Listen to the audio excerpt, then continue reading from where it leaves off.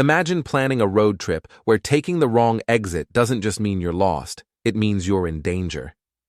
In the 1940s and 50s, black travelers in Tennessee couldn't just pull over at any motel or diner. They had to rely on a survival guide called the Green Book. Tennessee was filled with sundown towns, places where black people had to be out of the city limits by sunset or face arrest, or worse. If you were driving from Memphis to Knoxville, you had to map out your safe havens like you were navigating a minefield. In Nashville, the place to be was the Sutton Afro-American Motel. This wasn't just a place to sleep, it was luxury.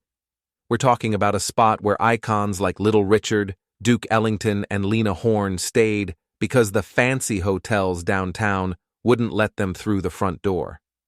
But it wasn't just hotels. The Green Book listed private homes, too. There were black families across Tennessee who turned their spare bedrooms into tourist homes. You'd be driving through a rural stretch of the state, see a specific house with a specific mark, and know you could get a hot meal and a safe bed without looking over your shoulder. The wildest part? These Green Book sites were often the highest quality spots in the state. Because the community was forced into one area, doctors, lawyers, and musicians were all hanging out in the same lounges. The segregated spots became the most vibrant cultural centers in the South. Today, most of these buildings are gone.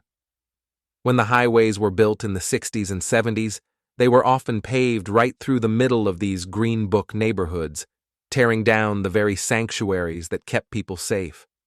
We talk about the open road as a symbol of freedom, but for a long time in Tennessee, that freedom was something you had to buy for 25 cents in the form of a little green book.